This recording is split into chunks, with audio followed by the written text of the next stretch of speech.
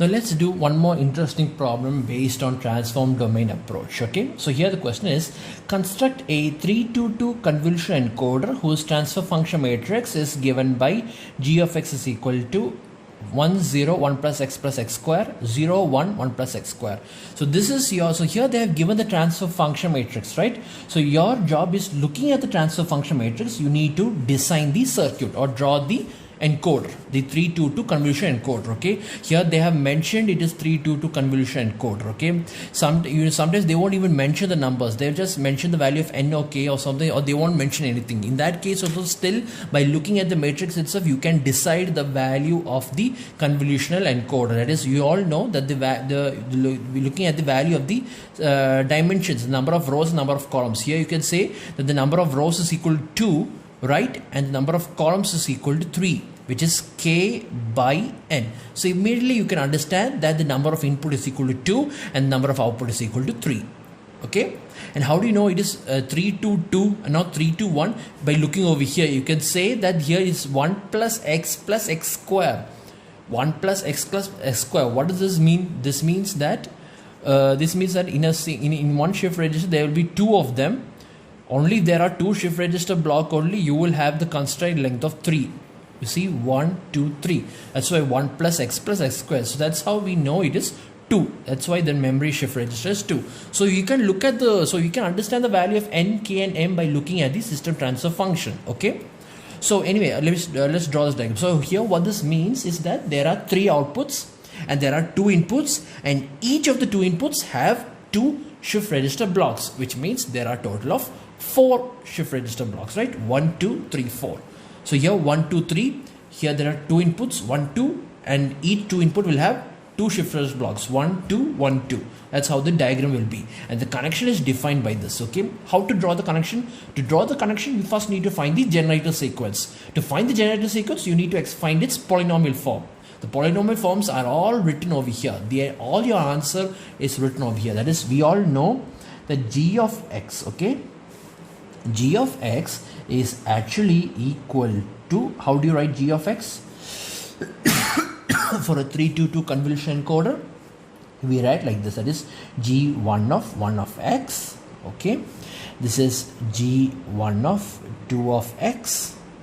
This is g1 of 3 of x. Okay, and below that you will write, this is nothing but g2 of 1 of x. This is g2 of 2 of x, and this is g2 of 3 of x. Okay, this is how we express it. So this is the g of x version. So if you combine these two, we can say that g1 of 1 of x is equal to 1. g1 of 1 of x is equal to 1, or in other words, g1 of 1 is equal to 1 comma 0 comma 0 comma 0. Okay, 1 comma 0 comma 0. Why there are 3 bits? Because 2, right? So 2 shift register block, like I said over here, there are 2 shift register block. 2 shift register block. If there are 2 shift register block, which means the constraint length is equal to 3. 1 2 3. So 1 0 0 means only from here there's connection. There's no connection from here. There's no connection from here. That's what this means. Okay, since the m is equal to 2, there will be 2 blocks. So therefore there will be 3 connections which you need to express by these 3 sequences. In the same way, g1 of 2 of x, g1 of 2 of x. Okay, g1 of 2 of x is equal to 0, which means the value of g2 of 2 is equal to 0 comma 0 comma 0. Okay, next the value of g1 of 3, g1 of 3 of x is equal to 1 plus x square, x plus x cube, 1 plus x square, which is nothing but g1 of 3 is nothing but, this is 1. Okay, 1 g1 of 2, g1 of 2. So g1 of 3 is nothing but 1 comma 1 comma 1. Okay, next is g2 of 1, g2 of 1 of x, which is equal to 0 which means that G2 of 1 is given by 0 comma 0 comma 0. Okay, next is G2 of 2 of x, G2 of 2 of x, which is equal to 1, which means that G2 of 2 is nothing but 1 comma 0 comma 0. Okay, and the last one is G2 of 3 of x, and this is nothing but 1 plus x square, 1 plus x square. Therefore G2 of 3 is nothing but G2 of 3 is nothing but 1 comma 0 comma 1. Okay, so now look at all these sequences. You can now draw the connection. So let's begin. Okay, so let's draw it. 3 outputs, right? 1, 2, 3 outputs, 2 inputs, right? 3, 2, 2. So that means the number of outputs is equal to 3, number of inputs is equal to 2. So 2 inputs. So let's draw the 2 inputs. 1 and 2. Okay. So this is your input U. This is U of 1. This is U of 2. Okay. This is the 2 output, and this is the 3 inputs. This is V of 1. This is V of 2, and this is V of 3. Okay.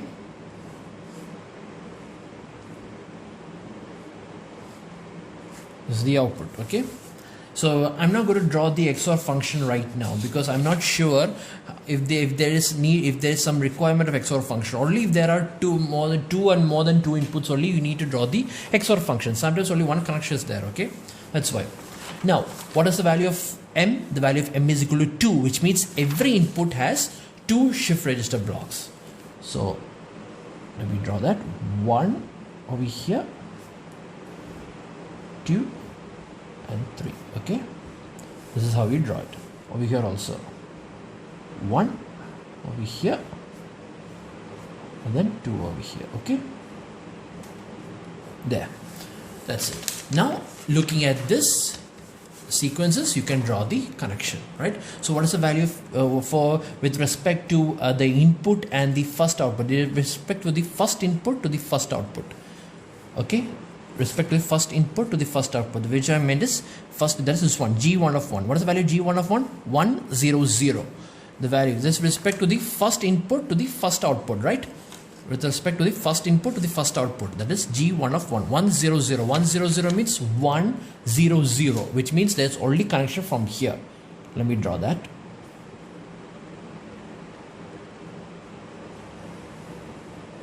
Okay, only connection is from here. Alright, and what is the value of the other one? It is 0 0, no connection. There's no connection. With respect to the second input to the first output, there is no connection. With respect to the second input to the first output, there is no connection. 0 0 0. So that's why I'm not drawing an XOR function, because only one input is there, right? That is this input. Only this input is connected to the output. That's all. What about the second output, V of 2? So with respect to the first input to the second output, that is G1 of 2. Where is G1 of 2? Sorry. Oh, okay. I'm sorry. This is G1 of 2. What I meant was G2 of 1. Okay, over here, G2 of 1. This is one over here. I'm sorry. Okay, this is G2 of 1. With respect to G2 of 1, that is with respect to the second input to the first output, it is 0 0 0. That is why there is no connection over here. Okay, with respect to the second input, this input over here, second input to the first output. Second input to the first output, 0 0 0, which means no connection. Okay, that's what I meant. Okay, I interchanged the numbers. So this is okay, this is what I meant. Now with respect to the first input to the second output, the first input to the second output means G1 of 2. What is the value of G1 of 2? That is also 0 0 0. See, G1 of 2 is also 0 0 0. With respect to the first input and to the second output, also the value is 0 0 0, which means no connection. No connection between between this and this. There is no connection between this and this. That's what it means, 0 0 0. Now what about G2 of 2? G2 of 2 means with respect to the second input to the second output. How is the connection will become? with respect to second input and second output, that is G2 of 2, which is 1000, which means there's connection over here, there's no connection over here, there's no connection over here. So which means this is your output. The second V of 2 is only this much. This is V of 2. Okay, this is V of 1, this is V of 2, right? Now that's it, that's only output for V of 2. Now let's with respect to V of 3. So with respect to V of 3, I need to understand the connection between U of 1 and V of 3 with respect to the first input and the third output, right? First input and the third output, which is G1 of 3. What is the value of G1 of 3? Where is the value of G1 of 3? Over here. G1 of 3 is equal to 111. G1 of 3 is equal to 111.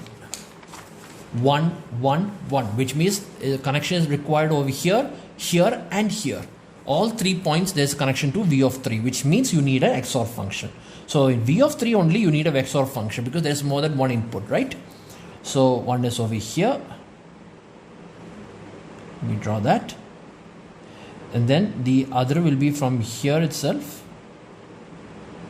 Okay. And the other one is from here itself, from here, which is, I'll take it from here, okay? So it makes the diagram more easy. There. Okay? So this is the connection. This is 1, 1, 1. All of them are connected to V of 3, right? That's why this is the value of G1 of 3. Now I need to understand the connection between the second input and the third output. I need to understand the connection between the second input and the third output, which is G2 of 3. So what is the value of G2 of 3? G2 of 3 is equal to 101. 101 means 101, which means there's connection from here and here. There's no connection from here, which means I can just simply draw the value. I can take the connection from here, right? Here and also from here. I'll take it down there.